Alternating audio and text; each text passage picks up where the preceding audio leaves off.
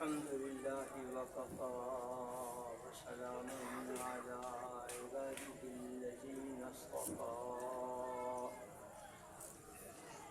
أما بعد أعوذ بالله من الشيطان الرجيم بسم الله الرحمن الرحيم الذين آتيناهم الكتاب يتلونه حق تلاوته أولئك يؤمنون به قال النبي صلى الله تعالى عليه وسلم خيركم من تعلم القرآن وعلمه أو كما قال عليه الصلاة والسلام صدق الله وصدق رسوله النبي الكريم ماشاءاللہ اس چھوٹے سے شہر میں 54 بچوں نے قرآن کریم حفظ کیا اور ناظرہ پڑھا۔ اس بڑی نعمت پر ہم مبارکباد پیش کرتے ہیں۔ یہ بچے، ان کے والدین، خاندان اور جامعہ کے منتظم اور اساتذہ، یہ سب مبارکباد کے مستحق ہیں۔ قرآن کریم جیسی دولت ملنے پر مبارکباد پیش کرنا در حقیقت ملائکہ کی سنت ہے۔ اللہ جل شانہ نے تخلیق کائنات سے بہت پہلے ملائکہ کے سامنے اپنی شان کے مطابق سورہ طٰہٰ، سورہ رحمان کی تلاوت فرمائی۔ اللہ جل شانہ نے ملائکہ کو بتا دیا کہ یہ مقدس کلام نبی آخر الزمان محمد الرسول اللہ صلی اللہ تعالی علیہ وسلم پر نازل کروں گا اور آپ کی امت کو یہ عطا کروں گا۔ سبحان اللہ۔ ملائکہ نے جب یہ بات سنی، انہوں نے کہا طوبیٰ، خوشخبری ہے، مبارک ہے وہ سینے جو اس کلام کو اپنے اندر محفوظ کریں گے۔ مبارکباد کے مستحق ہیں وہ دماغ جو اس مقدس کلام کو اپنے اندر یاد کریں گے۔ مبارکباد کے مستحق ہیں وہ زبان جو اس کلام کی تلاوت کریں گے۔ ابھی تک جن و انس پیدا نہ ہوئے، ہزاروں سال پہلے ہمیں اس نعمت کے ملنے پر ملائکہ مبارکباد پیش کر رہے تھے۔ آج ہم انہی ملائکہ کی سنت پر عمل کرتے ہوئے ان بچوں کو، ان کے والدین، خاندان کو اور جامعہ کے اساتذہ، منتظم اور جامعہ سے مالی تعاون کرنے والے احباب کو ہم مبارکباد پیش کرتے ہیں۔ ایک بڑے عالم ہیں، محدث ہیں، امام غزالی رحمہ اللہ۔ انہوں نے ایک حدیث شریف نقل کی، رسول اکرم صلی اللہ تعالی علیہ وسلم نے ہمیں سبق دیا کن عالما او متعلما او سامعا او محبا فلا تکن الخامسہ فتہلک۔ اے انسان، تو علم قرآن پڑھنے والا بن جا۔ جب آدمی علم قرآن پڑھ لیتا ہے تو اس کو عالم کہتے ہیں، عالم بن جا۔ اگر عالم نہیں تو علم سیکھنے والا بن جا۔ اگر علم سیکھنے کا بھی موقع نہیں مل رہا تو علمی گفتگو سننے والا بن جا۔ آج بہت سارے عزیز نوجوان، بڑی عمر کے بزرگ، بچے اس علمی محفل میں موجود ہیں۔ یہ سارے کے سارے علمی گفتگو سننے والے ہیں۔ علم کی باتیں سننے والا بن جا۔ اگر یہ بھی تمہیں موقع نہیں مل رہا تو پھر علم سے وابستہ لوگوں سے محبت کرنے والا بن جا۔ ماشاءاللہ، آج وطن عزیز ملک پاکستان میں بہت سارے مسلمان ایسے ہیں جو علم سے، علماء سے وابستہ ہیں، علم علماء سے محبت رکھنے والے ہیں۔ عالم بنو یا علم سیکھنے والے بنو یا علمی باتیں سننے والے بنو یا علم علماء سے محبت رکھنے والے بنو، یہ چار چیزیں بالترتیب آقا علیہ الصلوۃ والسلام نے بیان فرمائی۔ فرمایا پانچواں نہ بننا، پانچواں نہ بننا۔ وہ پانچواں کون ہوگا؟ ظاہر ہے کہ علم سے محبت رکھنے والا بن۔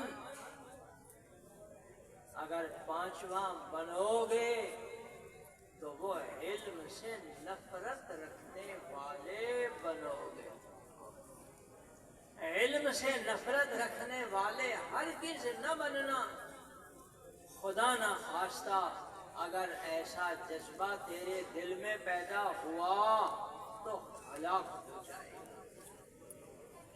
عالم بنو، علم سیکھنے والے بنو، علمی باتیں سننے والے بنو، علم علماء سے محبت رکھنے والے بنو۔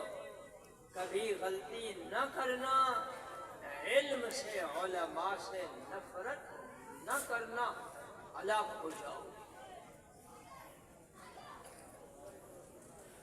ایک بڑے محدث ہے حافظ ابن اسحاق، حافظ ابن اسحاق رحمہ اللہ۔ انہوں نے ہمیں بڑی عجیب نصیحت فرمائی۔ یا اخی ان لحوم العلماء مسمومہ، اے بھائی، علماء کا گوشت زہر آلود ہے۔ علماء کا گوشت زہر آلود ہے۔ جو شخص علماء کے گوشت کو سونگھے گا بیمار ہوگا، جو علماء کے گوشت کو کھائے گا وہ ہلاک ہوگا۔ علماء کا گوشت زہر آلود ہے۔ جو اس کو سونگھے گا بیمار ہوگا، جو اس کو چکھے گا ہلاک ہوگا۔ گوشت سے مراد کیا ہے؟ گوشت سے مراد علماء کی عزت ہے، علماء کی عزت ہے۔ اللہ جل شانہ فرماتے ہیں ایحب احدکم ان یأکل لحم اخیہ میتا، کیا تم یہ پسند کرو گے کہ اپنے مردہ بھائی کا گوشت نوچو کھاؤ؟ اس سے پہلے اللہ تعالیٰ نے فرمایا لا یغتب بعضکم بعضا، کوئی کسی کی غیبت نہ کرے۔ غیبت کرنا ایسے ہی جرم ہے جیسے مردہ بھائی کا گوشت کھانا جرم ہے۔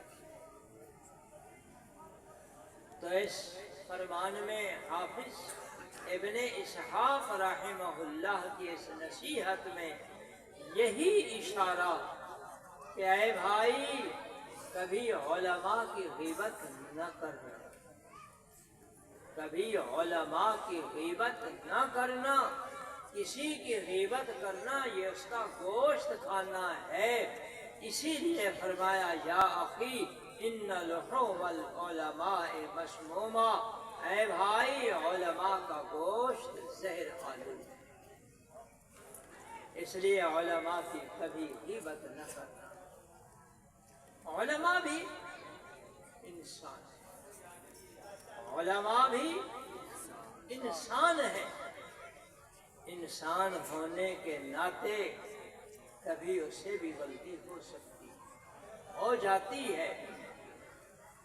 اس کی ایک غلطی کو لے کر آدمی ہر وقت اسی کا تذکرہ تبصرہ کرتا رہے، اس کی جو خوبیاں ہیں ان کو پسے پشت ڈال دے، یہ اپنے ہی گھاٹے کا سودا ہے۔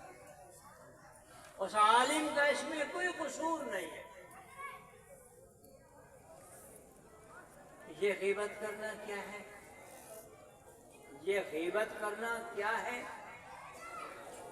اپنی نیکیاں اس کو حوالے کرنا ہے جس کی غیبت ہم کر رہے ہیں۔ امام اعظم ابو حنیفہ علیہ الرحمہ بڑے اللہ والے، بڑے فقیہ محدث،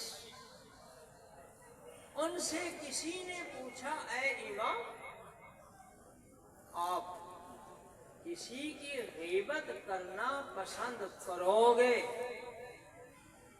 فرمایا نہیں، میں کسی کی غیبت کرنا پسند نہیں کروں گا۔ کیوں؟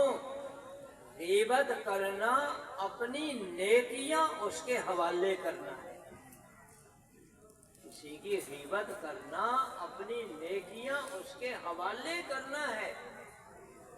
پھر فرمایا خدا نہ خواستہ اگر کبھی غیبت کرنی پڑی تو میں اپنی ماں کی غیبت کروں گا، اپنے باپ کی غیبت کروں گا، تاکہ گھر کی نیکی گھر میں جائے، تاکہ گھر کی نیکی گھر میں جائے۔ ایک صاحب امام ابو حنیفہ علیہ الرحمہ کی غیبت کیا کرتا تھا، حضرت کو پتہ چلا، حضرت نے ایک بڑا سارا تھال حلوے کا بھرا اس کے گھر بھیج دیا۔ اگلے دن اس نے پھر غیبت کی، حضرت نے پھر تھال حلوے کا بنا کے بھیج دیا۔ 2 دن 4 دن ہفتہ وہ غیبت کرتا کرتا بالآخر اس نے غیبت چھوڑ دی۔ امام صاحب نے بھی وہ ہدیہ بھیجنا بھی چھوڑ دیا۔ اس کو بڑا تعجب ہوا، آ کر کے کہنے لگا اے امام پہلے تو آپ حلوے کا تھال بھیجا کرتے تھے، جب سے میں نے غیبت چھوڑی آپ نے وہ تھال بھیجنا بھی چھوڑ دیا، اس کی وجہ کیا ہے؟ حضرت نے فرمایا جب تو میری غیبت کرتا تھا اپنی نیکیاں میری طرف بھیجا کرتا تھا، اس کے احسان میں یہ حلوہ بھیجتا، تو نے نیکیاں بھیجنا بند کر دی، میں نے حلوہ بھیجنا چھوڑ دیا۔ اس لیے کسی کی غیبت نہ کرو، خصوصاً اہل علم کی، خصوصاً اہل علم کی۔ اس کی ایک غلطی ہے تو اس کی 100 نیکیاں بھی ہوں گی، اس کی ایک غلطی ہے تو 100 نیکیاں بھی ہوں گی، ان کی نیکیوں کے پر نظر ہو، غلطیوں کی طرف نہ ہو، کیونکہ وہ بھی ہماری طرح انسان ہے۔ تو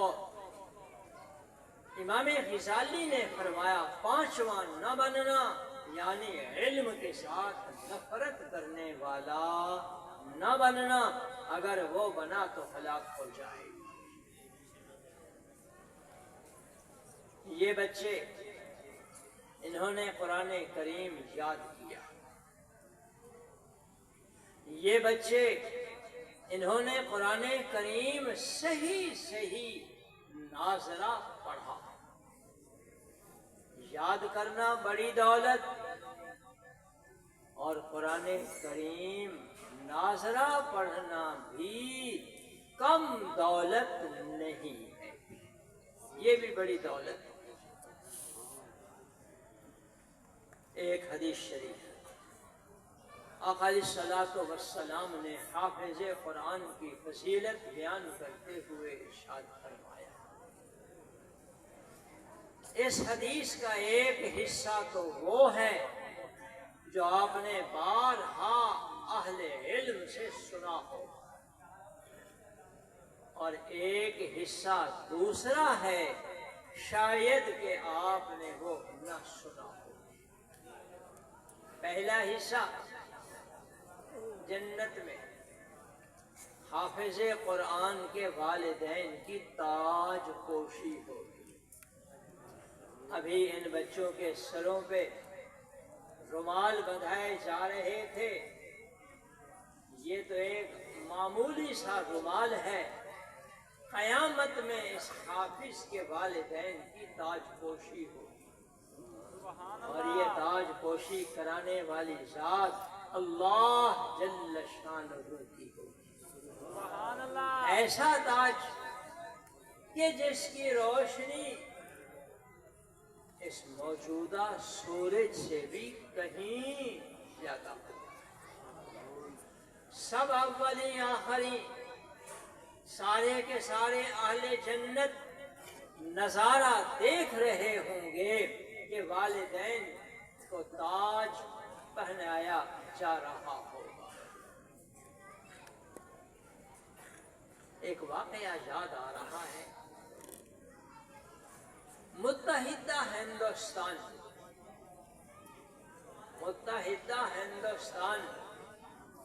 آج تو اس کے 10 ٹکڑے ہو گئے۔ پہلے اس تمام مملکت کا ایک بادشاہ ہوا کرتا تھا، اور یہ وہ ہے جس کا نام ہے اورنگزیب عالمگیر رحمہ۔ اس بادشاہ کے بیٹے نے قرآن کریم یاد کیا، بادشاہ کے بیٹے نے قرآن کریم یاد کیا، ضیافت کا اہتمام کہ بیٹا ہے، قرآن کریم حفظ کیا، اس خوشی میں ضیافت کا اہتمام، دعوت کا اہتمام کیا، اور اپنے والد شاہ جہاں کو بھی دعوت دی ابا جان میرے بیٹے نے قرآن کریم یاد کیا ہے، اسی خوشی میں دعوت کا انتظام کر رہا ہوں، آپ بھی تشریف لائیے۔ باپ نے بڑی عجیب بات کہہ دی۔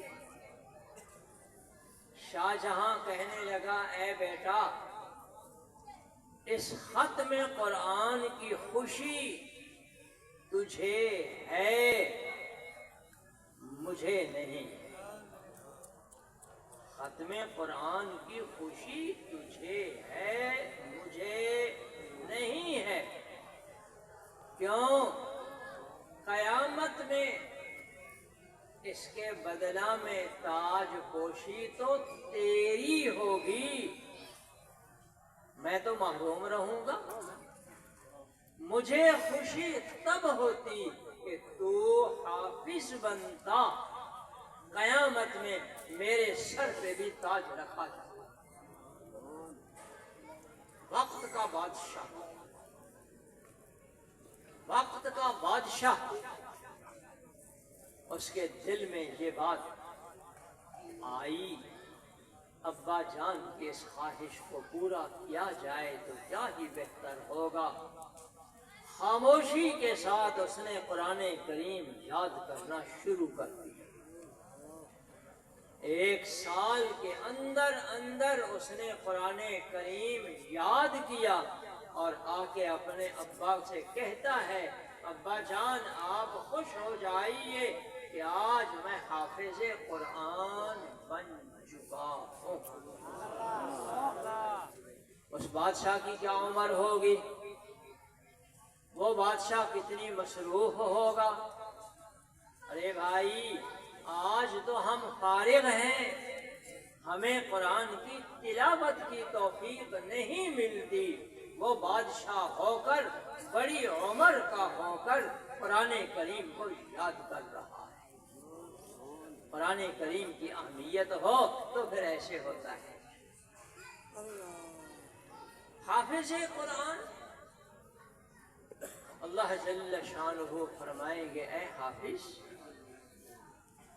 جس طرح دنیا میں مزے لے لے کر قرآن کریم پڑھتا تھا، اسی طرح آج مزے لے لے کر قرآن پڑھتا جا، جنت کے درجات پر چڑھتا جا، جہاں آخری آیت ختم کرے گا وہی تیرا مقام ہوگا۔ سبحان اللہ۔ یہ وہ واقعہ ہے، وہ حدیث ہے جو آپ بارہا سن چکے ہیں۔ حدیث کا ایک دوسرا حصہ، اللہ جل شانہ اس حافظ کو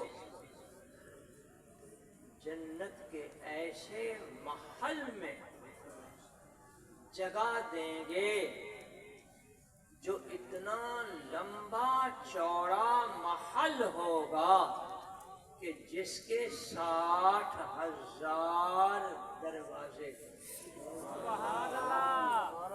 جس کے 60,000 دروازے ہوں گے۔ یہ حافظ اپنے اہل خانہ کے ساتھ، اپنے والدین کے ساتھ اس بڑے محل میں پہنچا ہی ہوگا، اتنے میں باہر سے کنڈی بجے گی۔ حافظ قرآن کہے گا اپنے خادم کو، جاؤ دیکھ کے آؤ کون آیا۔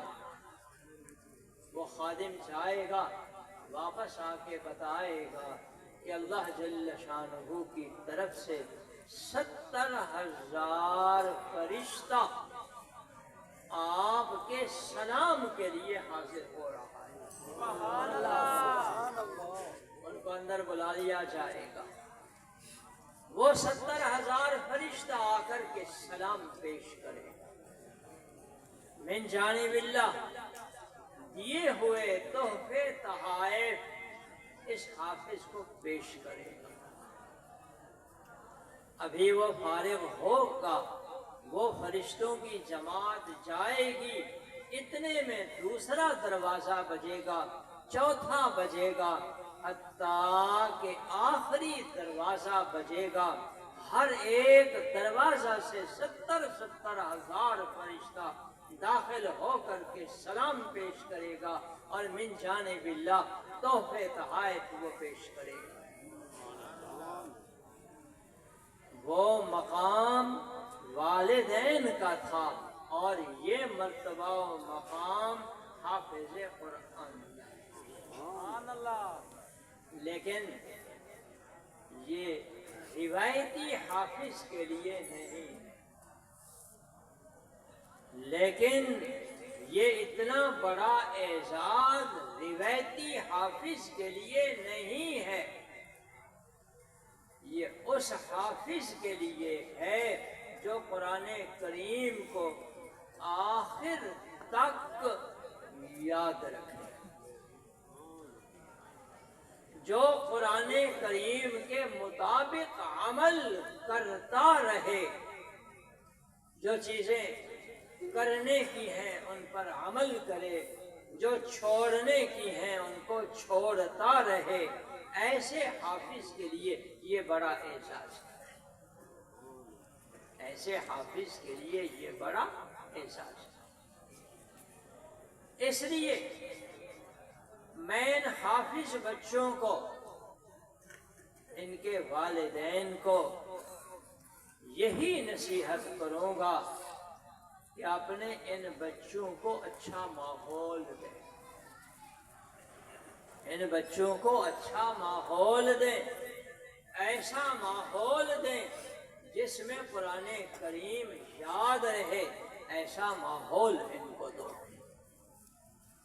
قرآن کریم کا یاد رکھنا فرض ہے۔